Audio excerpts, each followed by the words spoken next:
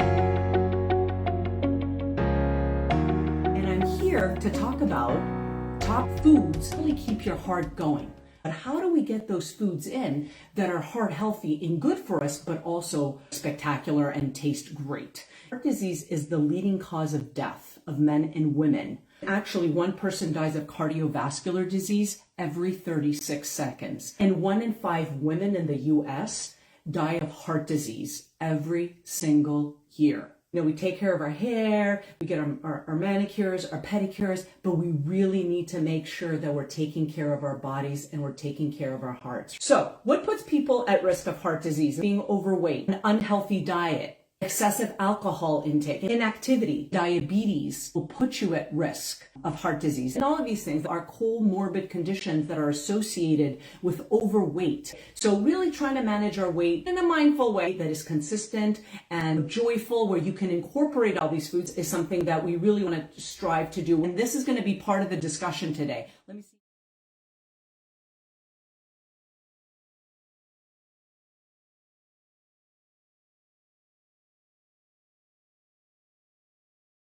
Let's talk a little bit about HDL and LDL. So when you go to your doctor and they do that blood test, right? Oh, we're going to check your cholesterol. They are checking your total cholesterol. They are then checking your good cholesterol and your bad cholesterol. So the LDL cholesterol is kind of the bad guy. He's the one that goes around into the bloodstream and just loves to settle into your artery walls, just loves to settle and stick. Okay, so think about it like a tube, right? You've got all these plaques, they're called plaques, that start to form around the artery wall. And if that goes unchecked, and diet has a lot to do with this, people, it can cause inflammation, obviously, but it gets smaller and smaller and smaller. That orifice becomes so small that all that blood that used to be rushing very easily is now having a hard time, and you're putting pressure on these vessels, and that can lead to a heart attack. So you really want to keep those vessels clear, people. HDL is the good cholesterol. You want more of the good and less of the bad. I call it the vacuum cleaner. It goes around and it just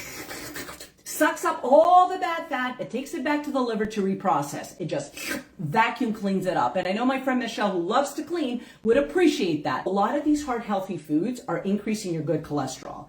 Exercise can increase your good cholesterol. I explain it to my clients and to my patients all the time, just to make it really clear as to what is going on in your body. When you actually know what's going on, then you can really understand why I'm asking people to eat greens and avocados and healthy nuts, right? But again, in moderation with the fat. That was a little crash course on good and bad cholesterol. I had a woman who came in and she's like, please, I'm not going to go on Lipitor. I'm not going to go on that drug. I'm like, okay, we'll try. And listen, I am not a miracle worker. And I do tell people I'm not a pharmacist or a doctor. I am not a drug pusher. I'm a food pusher. But I know when to fold my cards too. If you have several risk factors, a huge genetic component, heart disease, high cholesterol, and the like, we can work to help manage it with diet, and it will go down. But if it doesn't go to the level where your doctor wants to, I'm telling you, you need to fold those cards and take that medication. But the food always scaffolds it. You don't just say, forget about the food, I'll eat McDonald's or Kentucky Fried Chicken. No, you continue eating those heart healthy foods because it does actually help keep those numbers down. Okay, so let's get to it. Green leafy vegetables, people. I've got kale, collard greens, spinach. You can buy the baby kale. It's loaded with vitamins and minerals and antioxidants. The fiber will fill you up and make you feel really good. Obviously keep you regular, but it's keeping your heart healthy because of its antioxidant components. A 16% decrease in heart disease when people eat dark greens regularly. Second one is whole grains. There are 3 parts of the grain. There's the germ, the endosperm, and the bran. And you want to be eating the whole thing, people. All the vitamins, all the minerals housed right in there. They are stripping it and giving you Wonder Bread. Do you know what my brother used to do with Wonder Bread? He used to take it and make it into a ball and then throw it at me. Literally, the thing was like a paste. You want to try to eat whole grains as much as possible, people. Fiber helps decrease the cholesterol. It'll help decrease your LDL, your bran flakes, and your quinoa, couscous, your brown rice. You really want to make sure that you've got these powerhouse grains. And I'm not saying don't have white rice or white pasta once in a while. It's okay to have that stuff. 3 servings daily of whole grains significantly reduced people's blood pressure and stroke risk. Berries, blueberries, blackberries, strawberries, raspberries, any single berry is awesome. You can put them in smoothies. You can eat them by the handful. Put them on top of your pancake. Berries are powerhouse. Please, you really want to be eating berries. They decrease your LDL. They control your blood pressure. They are just chock full of vitamins and minerals. Berries should be part of your daily repertoire. Absolutely. Avocados next. Avocados are extremely heart healthy, but they are not considered a carbohydrate. It's considered a fat. So you want to kind of be mindful about eating like 2 avocados in a sitting. I mean, it's kind of like adding a bunch of olive oil or butter or any other fat to your food. You know, everything in moderation, although your avocado and your olive oil is extremely heart healthy, you know, and will not clog up your arteries. So it is something that you probably want to have over in a salad. I have people putting these in smoothies. Of course, they increase satiety. So remember, people, fat and protein fill you up. It takes longer for fat and protein to go through your GI tract than carbs do. So you'll feel fuller longer. We have fatty fish. You really want to be including at least 2 servings of fish a week in your diet if you can help it, people.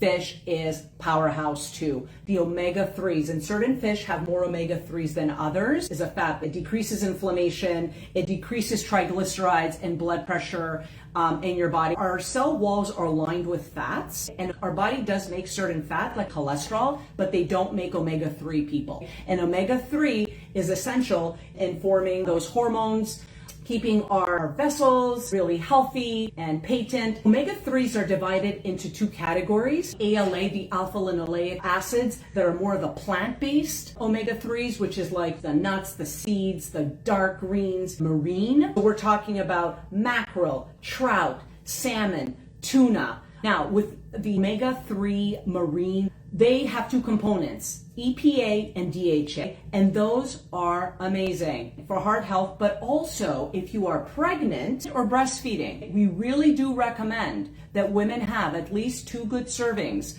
of omega-3 rich fish a week. In their 3rd trimester into the postpartum period, you can get the child eating fish up until the age of 2. It helps with baby's brain development. And a lot of the prenatals now come with DHA, EPA, of omega-3. You do see a lot of heart healthy benefits. So I've got some almonds here, and they're slivered because this is my daughter's preference. She puts this in her little snack before she goes to the gym. Walnuts, almonds, and seeds. High omega-3s, like I said, it'll increase your HDL. About olive oil. Now, I'm Greek. I don't know if you knew that. Olive oil, I think, literally courses through my blood. So, you know, if you were to open me up, it would probably be green, not red. I do recommend that you pick up extra virgin olive oil. And the extra virgin is usually good for dressing salads or vegetables on the table. We've got beans and legumes. So legumes like edamame, which is an immature soybean, that's included. Any type of legume, beans, red beans, kidney beans. Use the French lentil. It cooks up real quick. It's the caviar of lentils. They have this resistant starch, which is absolutely heart healthy. So again, powerhouse, rich in isoflavones, fiber, and antioxidants. You can't beat beans. They're cheap. They're easily accessible. I literally open up a can, and it's okay to have a can of red beans. Make your lives as easy as possible. Just rinse out those beans and put them over salad. Make a stew, make a soup. Absolutely awesome. Dark chocolate. Now, I'm not going to talk too much about the dark chocolate, right? How about dark chocolate and raspberries? Perfect for Valentine's Day. Both packed with antioxidants and anti-inflammatory agents. So go ahead, combine your berries with your dark chocolate. Absolutely heart healthy. Moving on to garlic. This stuff, after the olive oil, maybe we should all be bathing in garlic paste. Not if you're going on a date, but garlic has a compound called allicin. It inhibits plaque buildup. Remember what plaque is? It's that fat that sits on your artery wall and can cause heart disease, high blood pressure, high cholesterol. You want to smash it in order to get to release that allicin. Decreases clotting, decrease stroke risk. I cook with this all the time. I always have garlic, and I always have the mince just in case in the jar. Again, we're trying to make our lives easy, getting the right foods into our body. Green tea, matcha tea, which has its origins in Japan, packed with antioxidants, prevents cellular damage, and there have been some studies that have correlated it with decreasing cancer risk as well. Tomatoes are powerhouse. They have a component, a plant pigment called lycopene. It is amazing, people. If you increase the lycopene in your diet, you're decreasing the risk of cardiovascular disease.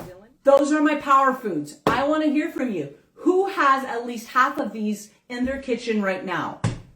You can combine them to satisfy you. A lot of the foods here, like the avocado, the beans, the nuts, super satisfying because of the fiber, the protein, the healthy fat, and part of a diet that can help manage your weight. You just need to know how to organize it, how to incorporate it, how to make it quick and easy. And that's what I do in my programs and packages. Until then, I bid you adieu to your health and to healthy, heart-healthy eating. Enjoy your weekend.